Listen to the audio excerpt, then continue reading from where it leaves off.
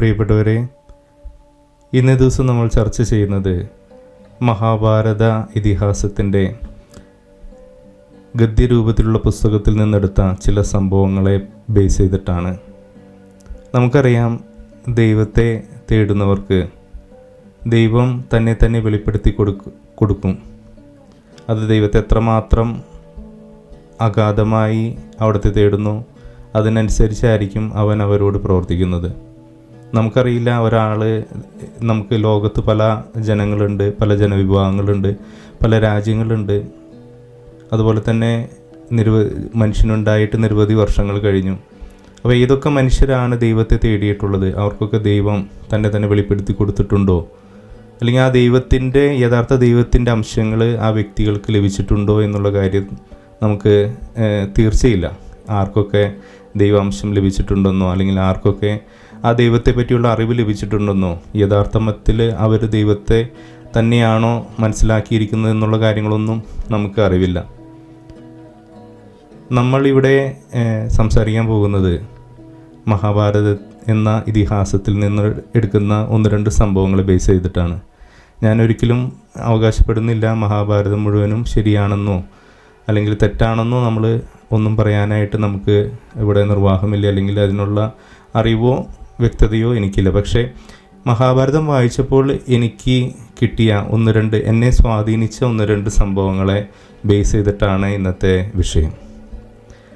ഒന്നാമത്തെ ഒരു സംഭവം എന്ന് പറയുന്നത്, മഹാഭാരതത്തിൽ നമുക്കറിയാം, മഹാഭാരത കഥ എന്ന് പറയുന്നത് കൗരവരും പാണ്ഡവരും എന്നുള്ള 2 രാജ്യങ്ങൾ, രണ്ട് രാജ്യങ്ങളിലെ അവകാശികൾ തമ്മിലുള്ള യുദ്ധമാണ്. അതിൽ പാണ്ഡവർക്ക് അവകാശപ്പെട്ടിരുന്ന രാജ്യം കൗരവർ ചതിയിലൂടെ അവകാശപ്പെടുത്തുന്നതും അതിനുശേഷം ഉണ്ടാകുന്ന യുദ്ധവുമാണ് മഹാഭാരത കഥയുടെ ഒരു പ്രമേയം, ഒരു ഇതിവൃത്തം എന്നുള്ളത്. അപ്പോൾ അത് വളരെയധികം സംഭവങ്ങളുടെ ഒരു വലിയ ബൃഹത്തായിട്ടുള്ള ഒരു ഇതിഹാസമാണ്. അപ്പോൾ പലരും അത് നടന്ന സംഭവമാണെന്ന് വിശ്വസിക്കുന്നവരുണ്ട്, അല്ലാത്തവരുണ്ട്, കഥയാണെന്ന് വിശ്വസിക്കുന്നവരുണ്ട്, അത് പഴമയിൽ എഴുതപ്പെട്ട ഒരു ഇതിഹാസമാണെന്നൊക്കെ വിശ്വസിക്കുന്നവരുണ്ട്. അപ്പോൾ അതെല്ലാം അവരുടെ വിശ്വാസങ്ങളാണ്, അതിലേക്ക് നമ്മൾ കടക്കുന്നില്ല. അപ്പോൾ ഇതാണ് മഹാഭാരത കഥയുടെ ഒരു ഇതിവൃത്തം. ഒരു യുദ്ധത്തിൻ്റെ പശ്ചാത്തലമാണ് മഹാഭാരതം എന്ന് പറയുന്നത്. അപ്പോൾ ആ യുദ്ധത്തിന് മുമ്പുള്ള സംഭവങ്ങൾ അനവധിയുണ്ട്, യുദ്ധം നടന്നുകൊണ്ടിരിക്കുമ്പോഴുള്ള സംഭവങ്ങളുണ്ട്, യുദ്ധത്തിന് ശേഷമുള്ള സംഭവങ്ങളുണ്ട്. അപ്പോൾ മഹാഭാരതം എന്ന് പറയുന്ന അതിനിപ്പോൾ നമുക്കൊരു കഥയായിട്ട് എടുക്കുകയാണെങ്കിൽ അതിൽ പറഞ്ഞിട്ടുള്ള കാര്യങ്ങൾ തന്നെയാണ് ഇന്ന് ഭൂമിയിൽ എവിടെയും മനുഷ്യൻ്റെ ജീവിതം തന്നെയാണ് അവിടെ പറഞ്ഞിരിക്കുന്നത്. ഒരു മനുഷ്യ ജീവിതത്തിൽ, അല്ലെങ്കിൽ ഒരു കൂട്ടം മനുഷ്യരുടെ ജീവിതത്തിൽ എന്തൊക്കെ പ്രശ്നങ്ങളുണ്ടാകാം, എന്തൊക്കെ തരത്തിൽ അവർ ഭിന്നിക്കാം, എന്തൊക്കെ തരത്തിൽ അവർ അവിടെ നന്മ കാണിക്കാം എന്നൊക്കെ കാര്യങ്ങളെ പറ്റിയൊക്കെ വിശദമായിട്ട് പ്രതിപാദിക്കുന്ന ഒരു കഥയാണ് മഹാഭാരത കഥ. അതിലെ ഒരു സംഭവം നമുക്ക് എടുക്കാം. അതിൽ എന്നെ സ്പർശിച്ച ഒരു സംഭവമാണിത്. മഹാഭാരത യുദ്ധം ഉണ്ടാകാനായിട്ടുള്ള സംഭവങ്ങൾ നമ്മൾ നേരത്തെ പറഞ്ഞു. പാണ്ഡവർക്ക് അവകാശപ്പെട്ട രാജ്യം കൗരവർ ചതിയിലൂടെ അവകാശപ്പെടുത്തുന്നു. അതിനുശേഷം പിന്നീട് പാണ്ഡവർ വനവാസത്തിലേക്ക് അയക്കപ്പെടുന്നു. പിന്നീട് അവർ തിരിച്ചു വരുമ്പോൾ വീണ്ടും രാജ്യം കൊടുക്കുന്നില്ല, വീണ്ടും അപ്പോൾ അതിനു വേണ്ടിയിട്ട് പാണ്ഡവരും കൗരവരും തമ്മിലുള്ള യുദ്ധം ഉണ്ടാകുന്നു. അപ്പോൾ ഇങ്ങനെയുള്ള ഈ ഒരു സന്ദർഭത്തിലാണ് ഈ സംഭവം നടക്കുന്നത്. അപ്പോൾ യുദ്ധം തീരുമാനിച്ചു, യുദ്ധം അനൗൺസ് ചെയ്തു. അപ്പോൾ കൗരവർ തങ്ങളുടെ ഒരു യുദ്ധത്തിന് വേണ്ട പടയാളികൾ ഉണ്ടാക്കണം, യുദ്ധത്തിന് വലിയ സൈന്യം വേണം, വലിയ സാമഗ്രികൾ വേണം, അതൊക്കെ ഓരോരുത്തരും സംഘടിപ്പിച്ചുകൊണ്ടിരിക്കുകയാണ് ആ സമയത്ത്. അപ്പോൾ കൗരവർ കുറേ യുദ്ധസാമഗ്രികൾ സംഘടിപ്പിക്കുന്നു. പാണ്ഡവരും പല രാജ്യങ്ങളുടെ പല രാജ്യങ്ങളെയും പോയിട്ട് സഹായിക്കാനായിട്ട് ആവശ്യപ്പെടുന്നു. അങ്ങനെയൊക്കെ രീതിയിൽ യുദ്ധത്തിന് വേണ്ടിയുള്ള തയ്യാറെടുപ്പുകൾ നടത്തിക്കൊണ്ടിരിക്കുന്ന സമയത്താണ്. അപ്പോൾ ആ സമയത്താണ് ശ്രീകൃഷ്ണൻ ജീവിച്ചിരിക്കുന്ന സമയം. അപ്പോൾ ശ്രീകൃഷ്ണനെ അവർ ദൈവമായിട്ടാണ് കരുതുന്നത്, ദൈവത്തിൻ്റെ അവതാരമായിട്ടാണ് കരുതുന്നത്, ദൈവം തന്നെയാണെന്നാണ് കരുതുന്നത്. അപ്പോൾ ശ്രീകൃഷ്ണൻ ആ കാലഘട്ടത്തിൽ അവിടെ ജീവിച്ചിരിക്കുന്ന വ്യക്തിയാണ്. അപ്പോൾ ഈ സമയത്ത് 2 പക്ഷത്തിലുള്ളവരും, പാണ്ഡവ പക്ഷത്തിലുള്ളവരും കൗരവ പക്ഷത്തിലുള്ളവരും ചിന്തിക്കുന്നു, ശ്രീകൃഷ്ണനെ തങ്ങളോടൊപ്പം നിർത്താം. കാരണം ശ്രീകൃഷ്ണന് നിരവധി സൈന്യമുണ്ട്, സൈന്യബലമുണ്ട്, അതുപോലെ തന്നെ ശ്രീകൃഷ്ണൻ ദൈവമാണ്. അപ്പോൾ ദൈവത്തിൻ്റെതായ പവറുകളും കാര്യങ്ങളൊക്കെ ശ്രീകൃഷ്ണനുണ്ടാവും. അപ്പോൾ ശ്രീകൃഷ്ണനെ കൂടെ നിർത്തി കഴിഞ്ഞാൽ തങ്ങൾക്ക് യുദ്ധത്തിൽ ജയിക്കാൻ സാധിക്കുമെന്ന് രണ്ട് പക്ഷക്കാരും വിശ്വസിക്കുന്നു. അപ്പോൾ അതിനുശേഷം ഇവർ രണ്ടുപേരും തീരുമാനിക്കുന്നു ശ്രീകൃഷ്ണനെ പോയി ഔദ്യോഗികമായിട്ട് നമുക്ക് ക്ഷണിക്കാമെന്ന് പറഞ്ഞുകൊണ്ട് രണ്ട് പക്ഷത്തിൽ നിന്നും ഓരോരുത്തർ ശ്രീകൃഷ്ണനെ ക്ഷണിക്കാനായിട്ട്, യുദ്ധത്തിലേക്ക് ക്ഷണിക്കാനായിട്ട് പോകുന്നൊരു സന്ദർഭമാണത്. അപ്പോൾ പാണ്ഡവ പക്ഷത്തു നിന്ന് അർജുനനും കൗരവ പക്ഷത്തു നിന്ന് ദുര്യോധനനുമാണ് ഈ ശ്രീകൃഷ്ണനെ കാണാനായിട്ട് പോകുന്നത്. അപ്പോൾ രണ്ടുപേരും ഒരേ സമയമാണ് പുറപ്പെടുന്നത്. അവർ ഈ ശ്രീകൃഷ്ണൻ്റെ രാജ്യത്തിലേക്ക് എത്തുന്നു. അപ്പോൾ ആദ്യം എത്തിച്ചേരുന്നത് ദുര്യോധനനാണ്. കൗരവ പക്ഷത്തു നിന്നുള്ള ദുര്യോധനനാണ് ആദ്യം ശ്രീകൃഷ്ണൻ്റെ രാജ്യത്തിൽ എത്തിച്ചേരുന്നത്. അപ്പോൾ ശ്രീകൃഷ്ണൻ്റെ കൊട്ടാരത്തിലേക്ക് കിടക്കുന്നു ശ്രീകൃഷ്ണൻ. അപ്പോൾ ആ സമയത്ത് ശ്രീകൃഷ്ണൻ ഉറങ്ങുന്ന സമയമാണ്. അപ്പോൾ ദുര്യോധനൻ ആദ്യം ശ്രീകൃഷ്ണൻ്റെ കിടപ്പറയിലേക്ക്, അവിടുത്തെ മാളികയിലേക്ക് കിടക്കുന്നപ്പോൾ ശ്രീകൃഷ്ണൻ ഉറങ്ങുന്നതായിട്ട് കാണുന്നു. ഇത് കണ്ട് ദുര്യോധനൻ വലിയ ആദരവോടുകൂടി അദ്ദേഹത്തെ പ്രണമിച്ചുകൊണ്ട് ദുര്യോധനൻ അടുത്ത് ഇരിക്കുന്ന ഒരു സിംഹാസനത്തിൽ ഇരിക്കുകയാണ്. ഒരു ഗസ്റ്റിനെ അല്ലെങ്കിൽ ഒരു അതിഥികളെ വന്നിരിക്കാവുന്ന ഒരു സിംഹാസനത്തിൽ കയറി ദുര്യോധനൻ വെയിറ്റ് ചെയ്തിരിക്കുന്നു. അപ്പോൾ ആ സമയത്താണ് അർജുനൻ കയറി വരുന്നത്. അർജുനൻ പാണ്ഡവ പക്ഷത്തു നിന്നാണ്. അദ്ദേഹം അപ്പോൾ അവിടെ കയറി വരുന്നപ്പോൾ ദുര്യോധനൻ ഓൾറെഡി അവിടെ വന്നിരിക്കുന്നു. അപ്പോൾ ആദ്യം എത്തിയത് ദുര്യോധനനാണ്. അപ്പോൾ അതിൻ്റെ ഒരു പരിഗണന കിട്ടാനായിട്ട് ചാൻസ് ഉണ്ട്. എന്നിരുന്നാൽ തന്നെയും അർജുനൻ ശ്രീകൃഷ്ണൻ്റെ ഭവനത്തിലേക്ക് കയറി ചെല്ലാണ്. ആ സമയത്ത് അദ്ദേഹം ഉറങ്ങുകയാണ്. അപ്പോൾ അർജുനന് ശ്രീകൃഷ്ണനോട് വളരെയധികം ഭക്തിയാണ്. അദ്ദേഹം ഇത് ദൈവമാണെന്ന് വിശ്വസിക്കുന്ന ആളാണ്. ശ്രീകൃഷ്ണൻ ഒരു ദൈവത്തിൻ്റെ അവതാരമാണെന്ന് വിശ്വസിക്കുന്ന ആളായതുകൊണ്ട് അദ്ദേഹത്തിന് ശ്രീകൃഷ്ണനോട് വലിയ ഭക്തി ഉള്ളതുകൊണ്ടും അദ്ദേഹം ഇരിക്കാതെ അദ്ദേഹത്തിൻ്റെ പാദം ഇരിക്കുന്ന ഭാഗത്ത് കൈകൂപ്പി നിൽക്കുകയാണ് ചെയ്യുന്നത് അദ്ദേഹത്തിന് വേണ്ടി, അദ്ദേഹത്തെ നോക്കിക്കൊണ്ട്. അപ്പോൾ കുറച്ച് സമയത്തിന് ശേഷം ശ്രീകൃഷ്ണൻ ഉറക്കത്തിൽ നിന്ന് ഉണരുകയാണ്. അപ്പോൾ നമുക്കറിയാം ദൈവത്തിന് എല്ലാ കാര്യങ്ങളും അറിയാനായിട്ട് സാധിക്കും. ഉറങ്ങുകയാണെങ്കിലും അല്ലെങ്കിലും എല്ലാനും ദൈവത്തിന് അറിയാനായിട്ട് സാധിക്കും. അപ്പോൾ അങ്ങനെ അവിടെ ഒരു ക്ലോസ് ഉണ്ട്. കാരണം ശ്രീകൃഷ്ണൻ ഉറങ്ങുകയാണെങ്കിലും അദ്ദേഹത്തിന് ഇവരൊക്കെ ഇവിടെ വന്നിരിക്കുന്നെന്നും ഇവരൊക്കെ എന്ത് ചെയ്യുകയാണെന്ന് അദ്ദേഹത്തിന് അറിയാനായിട്ട് സാധിക്കും. അപ്പോൾ അദ്ദേഹം കണ്ണു തുറക്കുന്നു. അദ്ദേഹം ആദ്യം കാണുന്നത് അർജുനനെയാണ്. തൻ്റെ പാദാന്തിക നിൽക്കുന്ന അർജുനനെയാണ് കാണുന്നത്. അപ്പോൾ അർജുനനോട് കുശലം ചോദിച്ചിരിക്കുന്നു. പിന്നെ തിരിഞ്ഞു നോക്കിയപ്പോൾ ദുര്യോധനനെ കാണുന്നു. അപ്പോൾ ദുര്യോധനനോടും സംസാരിക്കുന്നു. അപ്പോൾ അർജുനനെ ശ്രീകൃഷ്ണനെ രണ്ടുപേരും തുല്യരാണ്. രണ്ടുപേരും ഒരേപോലെയാണ് ശ്രീകൃഷ്ണൻ കാണുന്നത്. രണ്ട് രാജവംശത്തിൽ നിന്നുള്ള ആളുകളാണ്. രണ്ടുപേരും സഹായത്തിനാണ് തൻ്റെ അടുത്തേക്ക് വന്നിരിക്കുന്നതെന്ന് മനസ്സിലാക്കുന്നു ശ്രീകൃഷ്ണൻ. അപ്പോൾ ശ്രീകൃഷ്ണൻ പറയുന്നു, ആദ്യം വന്നത് ദുര്യോധനനാണ്, പക്ഷേ ഞാൻ ആദ്യം കണ്ടത് അർജുനനെയാണ്. എന്നിരുന്നാൽ തന്നെയും ദുര്യോധനൻ ആദ്യം വന്നതുകൊണ്ട് നീ എന്നോട് ചോദിക്കും, നിനക്ക് എന്താണ് സഹായം വേണ്ടതെന്ന് വെച്ചാൽ അത് ഞാൻ ചെയ്തു തരാം എന്ന് പറയുന്നു. അപ്പോൾ അവിടെ ഒരു ഓപ്ഷൻ എന്ന് പറയുന്നത് ദുര്യോധനൻ ദുര്യോധനൻ ചോദിക്കുന്ന എന്ത് കാര്യവും ശ്രീകൃഷ്ണൻ നടത്തി കൊടുക്കും. അപ്പോൾ അങ്ങനെയാണെങ്കിൽ ദുര്യോധനൻ ആദ്യം വന്നതുകൊണ്ട് അദ്ദേഹത്തിനായിരിക്കും അവിടെ പ്രയോറിറ്റി. ശ്രീകൃഷ്ണൻ്റെ എന്ത് ഹെൽപ്പ് ഉണ്ടെങ്കിലും അത് ആദ്യം കിട്ടുന്നത് ദുര്യോധനനായിരിക്കും. എന്നാൽ അർജുനന് അതിന് ശേഷമുള്ള കാര്യങ്ങളായിരിക്കും കിട്ടുക എന്നുള്ളതാണ് അവിടുത്തെ ഒരു പ്രശ്നം. അപ്പോൾ ശ്രീകൃഷ്ണനോട് ദുര്യോധനൻ പറയുന്നു, അങ്ങ് യുദ്ധത്തിൻ്റെ കാര്യങ്ങളൊക്കെ അറിഞ്ഞിരിക്കുമല്ലോ, അങ്ങ് ഞങ്ങളുടെ പക്ഷത്ത് നിന്ന് യുദ്ധം ചെയ്യണം എന്ന് ദുര്യോധനൻ ആവശ്യപ്പെടുകയാണ്. അപ്പോൾ ശ്രീകൃഷ്ണൻ പറയുന്നു, ഞാൻ ദൈവത്തിൻ്റെ അവതാരം, എനിക്ക് രണ്ടുപേരും ഒരുപോലെയാണ്. അപ്പോൾ ഇവിടെ ഞാൻ എന്താ ചെയ്യുക എന്ന് പറഞ്ഞു കഴിഞ്ഞാൽ, ഞാൻ ഈ യുദ്ധത്തിൽ നിങ്ങളെ പ്രത്യക്ഷമായി സഹായിക്കുകയില്ല. എൻ്റെ ദൈവിക ശക്തികളൊന്നും ഞാനിവിടെ പ്രകടമാക്കുകയില്ല.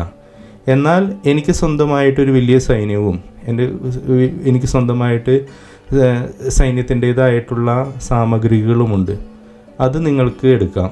പക്ഷേ ഞാൻ വേണമെങ്കിൽ നിങ്ങളുടെ കൂടെ നിൽക്കാം. പക്ഷേ എനിക്ക് എൻ്റെ ദൈവിക ശക്തികൾ പ്രയോഗിക്കാനായിട്ട് ഇവിടെ സാധ്യമല്ല, അല്ലെങ്കിൽ ഞാനത് പ്രയോഗിക്കില്ല. അപ്പോൾ നിങ്ങൾക്ക് രണ്ട് ഓപ്ഷൻ ഞാൻ തരാം. ഒന്ന്, ഞാൻ ഞാനായിട്ട് നിങ്ങളുടെ അടുത്തേക്ക് വരാം. അതായത് ഞാനൊരു ദൈവിക ശക്തികളൊന്നും പ്രയോഗിക്കുകയില്ല. ഞാൻ ആരെയും എൻ്റെ ദൈവിക ശക്തികളോ എൻ്റെ കഴിവുകളോ വെച്ചിട്ട് ആരെയും തോൽപ്പിക്കുകയില്ല എന്നുള്ളത് ഒന്നാമത്തെ ഒരു ഓപ്ഷൻ. രണ്ടാമത്തെ ഓപ്ഷൻ, എനിക്ക് സ്വന്തമായിട്ട് വലിയൊരു സൈനിക ശക്തി തന്നെയുണ്ട്, സൈനിക പടയാളികളും യുദ്ധസാമഗ്രികളും എല്ലാം ഉണ്ട്, അത് വേണമെങ്കിൽ നിങ്ങൾക്ക് എടുക്കാം. അങ്ങനെ 2 ഓപ്ഷൻ. 1 ശ്രീകൃഷ്ണൻ മാത്രം, 2 ശ്രീകൃഷ്ണൻ്റെ മുഴുവൻ സൈന്യബലവും. ഇതാണ് 2 ഓപ്ഷൻ. അപ്പോൾ ദുര്യോധനോട് ചോദിക്കുന്നു, നിനക്കിതിൽ ഏതാ വേണ്ടത്? നീയാണ് ആദ്യം വന്നത്, അതുകൊണ്ട് ഞാൻ നിന്നോട് ചോദിക്കുന്നു, നിനക്ക് ഇതിൽ ഏതാ വേണ്ടതെന്ന് ചോദിക്കുന്നു. അപ്പോൾ ദുര്യോധനൻ ഇങ്ങനെ ചിന്തിക്കുകയാണ്. ദുര്യോധനൻ വളരെ ലോജിക്കലായിട്ടും വളരെ ബുദ്ധിയുള്ള ആളാണ്, അതുപോലെ തന്നെ ലോജിക്കലായിട്ട് ചിന്തിക്കുന്ന വ്യക്തിയാണ്. അപ്പോൾ ദുര്യോധനൻ ഇങ്ങനെ ചിന്തിക്കുകയാണ്, ശ്രീകൃഷ്ണനെ കിട്ടിയിട്ട് എനിക്ക് എന്തെങ്കിലും ഉപയോഗമുണ്ടോ? കാരണം അദ്ദേഹം അവിടെ ദൈവിക ശക്തികളൊന്നും പ്രയോഗിക്കുകയില്ല. അപ്പോൾ അദ്ദേഹത്തെ വെറും മനുഷ്യനായിട്ട് അല്ലെങ്കിൽ ഒരാളായിട്ട് എൻ്റെ കൂടെ നിർത്തി എന്ന് വെച്ചിട്ട് എനിക്ക് എന്തെങ്കിലും ഉപകാരമുണ്ടോ? പക്ഷേ അദ്ദേഹത്തിൻ്റെ സൈന്യം എന്ന് പറയുന്നത് വലിയൊരു സൈന്യം തന്നെയുണ്ട്, വലിയൊരു സൈനിക ബലം തന്നെയുണ്ട് അദ്ദേഹത്തിന്. അപ്പോൾ അത് കിട്ടിക്കഴിഞ്ഞാൽ എനിക്ക് എൻ്റെ പക്ഷത്ത് അത് വലിയൊരു മുതൽക്കൂട്ടാവും, എനിക്കത് സഹായകരമാവും എന്ന് ചിന്തിച്ചുകൊണ്ട് ദുര്യോധനൻ അപ്പോൾ തീരുമാനിക്കുന്നു, അദ്ദേഹത്തോട് പറയുന്നു, ശ്രീകൃഷ്ണ, അങ്ങയുടെ സൈന്യബലം എനിക്ക് മതി, അങ്ങയെ വേണ്ട എന്ന് പറയുന്നു. അപ്പോൾ ശ്രീകൃഷ്ണൻ ചിരിച്ചുകൊണ്ട്, ഓക്കെ, നിനക്ക് സൈന്യബലമല്ല വേണ്ടത്, നീ സൈന്യബലം എടുത്തോ, എൻ്റെ എല്ലാ സൈനികരെയും എൻ്റെ എല്ലാ യുദ്ധസാമഗ്രികളും നിനക്ക് ഞാൻ വിട്ടു തരുന്നു, നീ ആ യുദ്ധത്തിന് കൊണ്ടുപോയിക്കോളൂ എന്ന് കൊടുക്കുന്നു, അനുഗ്രഹിക്കുന്നു. അപ്പോൾ രണ്ടാമത് ശ്രീകൃഷ്ണൻ അർജുനൻ്റെ മുഖത്തേക്ക് നോക്കുകയാണ്. അപ്പോൾ നമുക്കറിയാം മേജർ ഗുണം കാര്യങ്ങളൊക്കെ ദുര്യോധനന് കിട്ടി. അപ്പോൾ അർജുനന് ഒന്നുമില്ല കൊടുക്കാനായിട്ട്. അപ്പോൾ അർജുനൻ നോക്കുമ്പോൾ പക്ഷേ അർജുനൻ വളരെ ഭക്തിയോടും അർജുനൻ്റെ മുഖത്ത് പഴയ ഭാവത്തിൽ നിന്നൊരു മാറ്റമില്ല. അദ്ദേഹത്തെ ദൈവമായി കണ്ട അത്രയും ഭക്തിയോടും ആദരവോടും കൂടിയാണ്, അദ്ദേഹത്തെ തൊഴുകൈകളോടുകൂടിയാണ് അദ്ദേഹത്തെ നോക്കി നിൽക്കുന്നത്.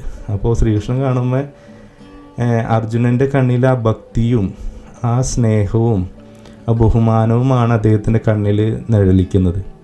അപ്പോൾ ഇത് കണ്ടുകൊണ്ട് ശ്രീകൃഷ്ണ പുഞ്ചിരിയോടുകൂടി അർജുനനോട് ചോദിക്കുന്നു, നിനക്കിനി എനിക്ക് തരാനായിട്ട് ഞാൻ മാത്രമുള്ളൂ, നിനക്കെന്നെ വേണമെന്ന് ചോദിക്കണം. അപ്പോൾ അർജുനൻ പറയാണ്, എനിക്ക് അങ്ങയെ മാത്രം മതി, അങ്ങയുടെ ഒന്നും എനിക്ക് വേണമെന്നില്ല, അങ്ങ് അപ്പോൾ അങ്ങയുടെ സൈന്യബലമൊന്നും വേണ്ടതില്ല എന്ന് പറയും. അപ്പോൾ ശ്രീകൃഷ്ണൻ പറയും, എന്നെ എടുത്തിട്ട് നിനക്കൊരു പ്രയോജനമില്ല, ഞാൻ അവിടെ വന്നിട്ട് നിനക്ക് ഒരു സഹായവും ചെയ്തു തരില്ല, എൻ്റെ ദൈവിക ശക്തികളൊന്നും അവിടെ പ്രകടമാക്കുകയില്ല, നിനക്ക് എന്നെ കൊണ്ടുപോയി കഴിഞ്ഞാൽ നിനക്കൊരു ഉപകാരവും നിനക്ക് ലഭിക്കില്ല എന്ന് പറയുന്നു. അപ്പോഴും അർജുനൻ പറയാണ്, അങ്ങ് ദൈവമാണ്, എനിക്കറിയാം, അങ്ങ് എൻ്റെ കൂടെ വന്നാൽ മാത്രം മതി, വേറൊന്നും എനിക്ക് വേണ്ട എന്ന് അർജുനൻ പറയുകയാണ്. അങ്ങനെ ശ്രീകൃഷ്ണന് അർജുനനോട് അത്രയധികം വാത്സല്യവും സ്നേഹവും തോന്നുന്നു.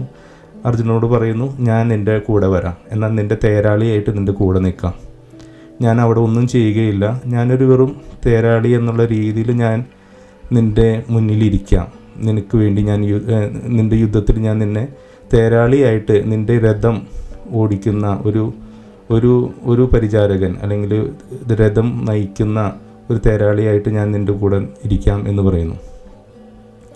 അപ്പോൾ അങ്ങനെ പറഞ്ഞു ആ സംഭവം അവിടെ അവസാനിക്കുന്നു. അപ്പോൾ അവർ തിരിച്ചു പോകുന്നു. പിന്നീട് സംഭവിക്കുന്നത് യുദ്ധമാണ്. അപ്പോൾ യുദ്ധം നമുക്കറിയാം എന്താണ് സംഭവിച്ചത് എന്ന്. നമുക്കറിയാം ശ്രീകൃഷ്ണൻ തൻ്റെ ദൈവിക ശക്തികളൊന്നും ഒരു സ്ഥലത്ത് ഉപയോഗിച്ചില്ല ആ യുദ്ധത്തിൽ. പക്ഷേ നമുക്കറിയാം കൗരവരുടെ പക്ഷത്ത് വലിയ വലിയ യുദ്ധവീരന്മാരുണ്ടായിരുന്നു, വലിയ സൈന്യബലമുണ്ടായിരുന്നു. എല്ലാ പിതാമഹന്മാരും, അതായത് യുദ്ധം അഭ്യസിപ്പിക്കുന്ന ദ്രോണാചാര്യർ, ഭീഷ്മർ തുടങ്ങിയ പിതാമഹന്മാരും ശാസ്ത്രാധ്യാപകന്മാരും ഇവരെ പഠിപ്പിച്ച ഗുരുവുമെല്ലാവരും അടങ്ങുന്ന വലിയൊരു സൈന്യം തന്നെ കൗരവരുടെ പക്ഷത്തുണ്ടായിരുന്നിട്ടും ഓരോരുത്തർക്കും നിരവധി കഴിവുകളുണ്ടെന്ന് നമുക്കറിയാം. ബ്രഹ്മാസ്ത്രം പ്രയോഗിക്കുന്നവരുണ്ട്, പലതരത്തിൽ നേടിയിട്ടുള്ള അറിവുകളും ആയുധങ്ങളും പ്രയോഗിക്കുന്ന ആൾക്കാർ കൗരവപക്ഷത്തുണ്ടായിരുന്നു. എന്നാൽ പാണ്ഡവപക്ഷത്ത് അത്രയും വലിയ ശക്തിയൊന്നും അവർക്കുണ്ടായിരുന്നില്ല, അത്രയധികം വലിയ സൈന്യബലം ഉണ്ടായിരുന്നില്ല. പക്ഷേ യഥാർത്ഥത്തിൽ നമുക്കറിയാം അവിടെ എന്താ സംഭവിച്ചതെന്ന്. അവസാനം പാണ്ഡവരാണ് ജയിക്കുന്നത്. കാരണം നിരവധി അസ്ത്രങ്ങൾ പ്രയോഗിക്കുന്നുണ്ട് ഇവരുടെ മേത്തൊക്കെ, പക്ഷേ അവിടെയൊന്നും പാണ്ഡവർ തോറ്റുപോകുന്നില്ല. അങ്ങനെ ആ യുദ്ധം അവസാനിക്കുന്ന ഘട്ടത്തിൽ നീണ്ട ദിവസങ്ങൾ നീണ്ടു നിൽക്കുന്ന യുദ്ധം, പല പല സംഭവങ്ങൾ അവിടെ ഉണ്ടാകുന്നു. വളരെ സിമ്പിളായിട്ട് നമ്മൾ പറയുകയല്ല, അതിൻ്റെ ഇടയിൽ ആ യുദ്ധത്തിൽ നടക്കുന്ന പല കാര്യങ്ങളൊക്കെയാണ് മഹാഭാരതത്തിൻ്റെ പ്രധാന കാര്യങ്ങൾ. അതിൽ പറയുന്ന ഗീതോപദേശവും ശ്രീകൃഷ്ണൻ അർജുനോട് കൊടുക്കുന്ന ഗീതോപദേശമൊക്കെയാണ് മഹാഭാരതത്തിൻ്റെ മെയിൻ കാതലായിട്ടുള്ള വിഷയങ്ങളായിട്ട് പലരും കാണുന്നത്. എങ്കിൽ തന്നെ എന്നെ സ്പർശിച്ച കാര്യങ്ങൾ ആണ് ഇപ്പോൾ ഞാൻ പറയുന്നത് എന്നുള്ളൂ. അപ്പോൾ യുദ്ധം അങ്ങനെ പോകുന്നു. അവസാനത്തെ ആളും, അതായത് അർജുനനാണ് അവിടുത്തെ മെയിൻ സൈനിക ഒരു യോദ്ധാവ്. അവിടെ അസ്ത്രങ്ങളാലും എല്ലാവരെയും തോൽപ്പിക്കുന്നത് അർജുനനാണ്. അപ്പോൾ അർജുനൻ്റെ തേര് നയിക്കുന്ന തേരാളിയായിട്ടാണ് ശ്രീകൃഷ്ണൻ നിൽക്കുന്നത്. അർജുനൻ തക്ക സമയത്ത് അറിവുകൾ പകർന്നു കൊടുക്കുക, എങ്ങനെയാണ് ചെയ്യേണ്ടത്, എന്താണ് ചെയ്യേണ്ടതെന്ന് പറഞ്ഞു കൊടുക്കുക, അർജുനനെ ശക്തിപ്പെടുത്തുക എന്നുള്ളത് മാത്രമാണ് ശ്രീകൃഷ്ണൻ ചെയ്യുന്നത്. അങ്ങനെ നേർവഴിക്ക് നയിക്കുക എന്നുള്ളത് മാത്രമാണ്. അപ്പോൾ അങ്ങനെ ശ്രീകൃഷ്ണനും അർജുനനും കൂടി നിരവധി പേരെ കൊല്ലുന്നു. അവിടെ നിരവധി ശത്രുക്കളെ, നിരവധി പേരെ സംഹരിക്കുന്നു. അവസാനം ആ യുദ്ധത്തിൻ്റെ അവസാനം എല്ലാ ശത്രുക്കളും കൊന്നതിന് ശേഷം, എല്ലാ ശത്രുക്കളും നശിപ്പിച്ചതിന് ശേഷം ഈ രഥം വന്ന് നിൽക്കുന്ന സംഭവമാണ് രണ്ടാമത്തെ സംഭവം. അപ്പോൾ രണ്ടാമത്തെ സംഭവം, ഈ രഥം വന്നു അവസാനത്തെ ശത്രുവും നിഷ്പ്രഭമാക്കിക്കൊണ്ട് ഈ രഥം വന്ന് നിൽക്കുകയാണ്. അപ്പോൾ അർജുനൻ രഥത്തിന് മുകളിലുണ്ട്, മുന്നിൽ ശ്രീകൃഷ്ണനുണ്ട്, ഈ രഥം നയിക്കുന്ന ശ്രീകൃഷ്ണനുണ്ട്. അപ്പോൾ ശ്രീകൃഷ്ണൻ അപ്പോൾ ആ സമയത്ത് പറയുകയാണ്, യുദ്ധം അവസാനിച്ചു, എല്ലാവരും നശിപ്പിക്കപ്പെട്ടു. അപ്പോൾ ശ്രീകൃഷ്ണൻ പറയുകയാണ് അർജുനനോട്, അർജുന നീ താഴേക്ക് ഇറങ്ങും, രഥത്തിന് താഴേക്ക് ഇറങ്ങാൻ പറയുകയാണ്. അപ്പോൾ ശ്രീകൃഷ്ണൻ പറഞ്ഞതനുസരിച്ച് അർജുനൻ രഥത്തിൻ്റെ താഴേക്ക് ഇറങ്ങുന്നു. ശ്രീകൃഷ്ണനും ആ രഥത്തിൽ നിന്ന് കാലെടുത്ത് നിലത്ത് വെക്കുന്ന സമയത്ത് പെട്ടെന്ന് രഥം നിന്ന് കത്തി രഥം മൊത്തം ചാമ്പലായിത്തീരുന്നു. അപ്പോൾ ഇത് കണ്ട് അർജുനന് ഭയങ്കര വിഷമം തോന്നുകയാണ്. കാരണം ഈ യുദ്ധം തുടങ്ങുന്നു മുതൽ അവസാനം വരെ ഈ രഥമാണ്, ശ്രീകൃഷ്ണൻ നയിച്ചിരുന്ന രഥമാണ് ഈ അർജുനനെ സംരക്ഷിച്ചുകൊണ്ടിരുന്നത്. കാരണം നിരവധി അസ്ത്രങ്ങൾ അവിടെ നിന്നും ഇവിടെ നിന്നൊക്കെ വരികയായിരുന്നു. ഒരു സ്ഥലത്ത് പോലും ഈ രഥം അർജുനനെ ചതിച്ചിട്ടില്ല. എവിടെയോ താഴ്ന്നു പോവുകയോ അല്ലെങ്കിൽ എവിടെയോ ഒരു തെറ്റായ രീതിയിൽ പോവുകയോ ഒന്നും ചെയ്തിട്ടില്ല. അതുപോലെ നിരവധി അസ്ത്രങ്ങൾ വരുന്നത് അതൊക്കെ ഈ രഥം തടഞ്ഞിട്ടുണ്ട് പല കാര്യങ്ങളും. അപ്പോൾ തന്നെ യുദ്ധത്തിൽ സഹായിച്ച ഈ രഥം കത്തിച്ചാമ്പലായി പോയപ്പോൾ പെട്ടെന്ന് അർജുനൻ വിഷമം കൊണ്ട് ശ്രീകൃഷ്ണനോട് പറയുന്നത്, അങ്ങ് എന്തിനാണ് ഈ രഥത്തെ നശിപ്പിച്ചതെന്ന് ശ്രീകൃഷ്ണനോട് ഓടി വന്ന് ചോദിക്കുകയാണ് വിഷമത്തോടുകൂടി. അപ്പോൾ ഇത് കണ്ട് പെട്ടെന്ന് അദ്ദേഹത്തിൻ്റെ ഭാവം മാറി, ക്രോധം അദ്ദേഹത്തിന് മുഖത്തേക്ക് വരികയാണ്. എന്നിട്ട് ശ്രീകൃഷ്ണനോട് അവിടെ വെച്ച് ചോദിക്കുകയാണ്, നീ എന്താണ് കരുതിയത്, നിന്നെ സഹായിച്ചത് ഈ രഥമായിരുന്നെന്നാണോ നീ കരുതിയതെന്ന് ചോദിക്കുകയാണ്. അപ്പോൾ ആ സമയത്ത് എല്ലാവരും ഭയങ്കര ഒരു അത്ഭുതത്തോടു കൂടി അല്ലെങ്കിൽ വളരെ ഭയപ്പാടോടുകൂടി നോക്കി നിൽക്കുന്ന ഒരു സംഭവമാണ്. പെട്ടെന്ന് ശ്രീകൃഷ്ണൻ്റെ കണ്ണിൽ നോക്കിക്കൊണ്ട് അർജുനൻ അവിടെ മുട്ടുകുത്തി പോവുകയാണ്, അദ്ദേഹത്തിന് കണ്ണിൽ നോക്കാൻ പറ്റാതെ. അത്രയധികം ദേഷ്യത്തോടു കൂടി അല്ലെങ്കിൽ ക്രോധത്തോടു കൂടിയാണ് ശ്രീകൃഷ്ണൻ നിൽക്കുന്നത്. അപ്പോൾ കൃഷ്ണൻ പറയുകയാണ്, നീ വിചാരിച്ചിരുന്നത് നിന്നെ ഇത്രയധികം നിൻ്റെ സൈന്യബലത്തെപ്പറ്റി നിനക്ക് അറിവുണ്ടോ? നിന്നേക്കാളും എത്രയധികം ഇരട്ടിയായിരുന്നു നിൻ്റെ ശത്രുക്കളുടെ സൈന്യബലം, അല്ലെങ്കിൽ എത്രയധികം ശസ്ത്രങ്ങളും ഉപയോഗിച്ച് കൊണ്ടാണ് അവർ നിങ്ങൾക്കെതിരെ യുദ്ധം ചെയ്തത്. നിരവധി ആയുധങ്ങൾ അവർ പ്രയോഗിച്ചു, പക്ഷെ ഒന്നുപോലും നിൻ്റെ ദേഹത്ത് വരാതിരുന്നത് അത് ഈ രഥത്തിൻ്റെ കഴിവുകൊണ്ടല്ല, ഈ രഥത്തിന് മുന്നിൽ ദൈവമായ ഞാനിരുന്നത് കൊണ്ടാണ് എന്നുള്ളൊരു സത്യം പറയുകയാണ്. അപ്പോൾ ഇത് പറയുമ്പോഴാണ് അവരുടെ മനക്കണ്ണ് തുറക്കുന്നത്. തങ്ങളുടെ മുന്നിൽ ദൈവം, അതായത് ദൈവമെന്ന് വിശ്വസിക്കുന്ന ശ്രീകൃഷ്ണനെ അവർ ദൈവമായിട്ടാണ്, ദൈവത്തിൻ്റെ അവതാരമായിട്ട് കാണുന്നത്. അപ്പോൾ ദൈവം തന്നെയാണ് അവിടെ. അപ്പോൾ ദൈവമായ ഒരു വ്യക്തി, ദൈവം തൻ്റെ മുന്നിൽ ഇരുന്ന് കഴിഞ്ഞാൽ ദൈവത്തിനെതിരെ ഏതെങ്കിലും ആയുധങ്ങൾ പ്രയോഗിക്കാനായിട്ട് സാധിക്കുമോ? മനുഷ്യനെ ഏതെങ്കിലും ആയുധങ്ങൾ ഈ ദൈവത്തിനെതിരെ പ്രയോഗിക്കാനായിട്ട് സാധിക്കുമോ? അല്ലെങ്കിൽ ദൈവം അവിടെ ഇരിക്കുമ്പോൾ വേറൊരു ശത്രുവിന് ഇവിടെ വന്ന് ആ ദൈവത്തിൻ്റെ കരവലയത്തിലിരിക്കുന്ന ഒരാളെ കൊല്ലാനായിട്ട് സാധിക്കുമോ? അപ്പോൾ ആ ഒരു ജ്ഞാനമാണ് അവിടെ പറഞ്ഞു കൊടുക്കുന്നത്. അപ്പോൾ അത് പറഞ്ഞു കൊടുക്കുമ്പോൾ അർജുനൻ ഭയങ്കര പശ്ചാത്താപത്തോടുകൂടി കരഞ്ഞുകൊണ്ട് അദ്ദേഹത്തെ കാൽക്കൽ പിടിക്കുന്നു. അദ്ദേഹത്തോട് വീണ്ടും ശ്രീകൃഷ്ണൻ വളരെ സ്നേഹത്തോടും വാത്സല്യത്തോടു കൂടി അദ്ദേഹത്തെ ചേർത്ത് പിടിക്കുന്നു. അദ്ദേഹത്തിന് ആ ജ്ഞാനം പകർന്നു കൊടുക്കുകയാണ് ചെയ്യുന്നത്. അപ്പോൾ ഈ രണ്ട് സന്ദർഭങ്ങളും ഈ സംഭവങ്ങളും ആണ് എൻ്റെ ജീവിതത്തിൽ വലിയ വലിയ രീതിയിൽ സ്വാധീനം ചെലുത്തിയിട്ടുള്ളത് മഹാഭാരത കഥയിൽ നിന്ന്. ഒന്നാമത്തെ സംഭവം നമുക്കറിയാം. ഈ രണ്ടാമത്തെ സംഭവം ഉണ്ടാവാനായിട്ടുള്ള കാരണം ഒന്നാമത്തെ സംഭവമാണ് അല്ലേ. ദൈവം നമ്മളോട് പലപ്പോഴും ആവശ്യപ്പെടുന്നുണ്ട്. എൻ്റെ കഴിവുകൾ അല്ലെങ്കിൽ പലരും പ്രാർത്ഥനയിൽ വഴിയായിട്ട് ദൈവത്തിൽ നിന്നും അനുഗ്രഹങ്ങൾ മേടിക്കാനായിട്ട് തിരക്ക് കൂട്ടാറുണ്ട് അല്ലേ. എനിക്കിന്നത് കിട്ടണം, എനിക്കിന്നത് കിട്ടിക്കഴിഞ്ഞാൽ എൻ്റെ കാര്യം നടക്കും. അവിടെ ദുര്യോധനൻ പറയുന്നത് പോലെ തന്നെയാണ് ഇന്ന് പലരും അമ്പലത്തിലോ അല്ലെങ്കിൽ പല ക്ഷേത്രങ്ങളിലോ ദേവാലയങ്ങളിലൊക്കെ പോയിട്ട് ദൈവത്തോട് ആവശ്യപ്പെടുന്നത്, ദൈവമേ നിന്നെ എനിക്ക് വേണ്ട.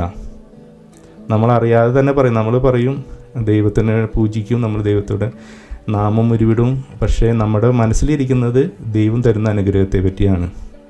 ദൈവം എന്നെ സഹായിക്കും, ദൈവം എനിക്ക് പണം തരും, എൻ്റെ പ്രശ്നം മാറാനായിട്ട് പണം തരും, എൻ്റെ രോഗം മാറ്റും അല്ലെങ്കിൽ എൻ്റെ പ്രശ്നങ്ങൾ മാറ്റും എന്നുള്ള ആവശ്യങ്ങളുമായിട്ടാണ് നമ്മളൊരു ദേവാലയത്തിൽ ദൈവത്തിൻ്റെ അടുത്തേക്ക് ചെല്ലുന്നത്.